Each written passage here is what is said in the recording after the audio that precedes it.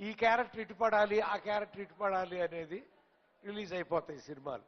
ఏమైనా ఎందరికో అభిమానులు ఉంటారు, కానీ మా శోభన్ బాబు గారి అభిమానులు వీళ్ళని చూస్తే నాకు ఎంత ఇష్టం అంటే, అసలు వారు 2008లో వెళ్ళిపోయారు శోభన్ బాబు గారు, కానీ ఆయన జీవించే ఉన్నాడు అని నమ్మించేంతగా వీళ్ళు ఈ కార్యక్రమాలు చేస్తా శోభన్ బాబు గారిని సజీవంగా మీ అందరి ముందు నిలబెడుతున్నారు. అందుకని ముఖ్యంగా వీళ్ళందరినీ కూడా నేను పోడాల్సి ఉంటుందండి.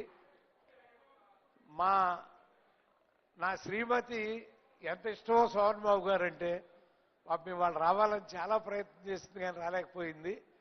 తను నా గురించి ఒక్కసారి చెప్పండి వాళ్ళకి, నాకు ఎంత ఇష్టమో శోభన్.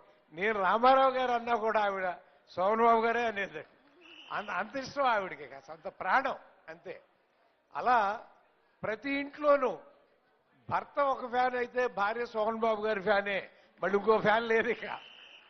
అంత అద్భుతంగా మహిళా ప్రేక్షకుల హృదయాలు దోచుకున్న మా సోగ్గాడు 50 సంవత్సరాల క్రితం మా సురేష్ ప్రొడక్షన్స్ రామానాయుడు గారు తీసిన సినిమా కళ్ళ ముందు కదులుతుందండి. మళ్ళీ ఇవాళే తీశారా అన్నట్టు. మరి ఇంటి దగ్గర అంతా చూసుకునే వచ్చాం సినిమా మేము కూడా. ఎంత బాగా చేశాడండి బాబు ఆయన, అసలు అదరగొట్టేశాడు అంతే. ఆ రోజుల్లో తెలవలేదు, కానీ ఈ రోజుల్లో రచయితగా, దర్శకుడిగా, స్క్రీన్ ప్లే రైటర్గా ఆహా ఎంత అద్భుతంగా నటించాడు ఈ మహానుభావుడు. అందుకనే సజీవంగా అభిమానులే కాదండి, ప్రేక్షకుల హృదయాల్లో కూడా సజీవంగా నిలిచిపోయే మహానుభావుడు శోభన్ బాబు గారు. అందుకని ఇలాగే ప్రతి సంవత్సరం మా వాళ్ళు ఈ కార్యక్రమాలను ఇలాగే నడుపుకుంటూ మరెన్నో ఇతర కార్యక్రమాలు కూడా చేస్తారు వాళ్ళు, నాకు తెలుసండి. ప్రతి కార్యక్రమం నాకు తెలియజేస్తూనే ఉంటారు. వాళ్ళందరూ నా వాట్సాప్ గ్రూప్లో ఉంటారు, ప్రతిరోజు మెసేజ్లు పెడతా ఉంటారు.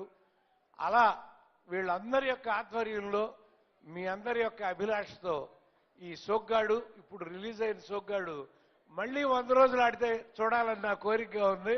100 రోజులు ఆడి చూసి బాబు ఆ షీల్డ్ మళ్ళీ అందుకోవాలి మేము అందరం కూడా వచ్చాను తెలియజేస్తూ సెలవు తీసుకుంటున్నాను. నమస్కారం. నమస్కారం అండి.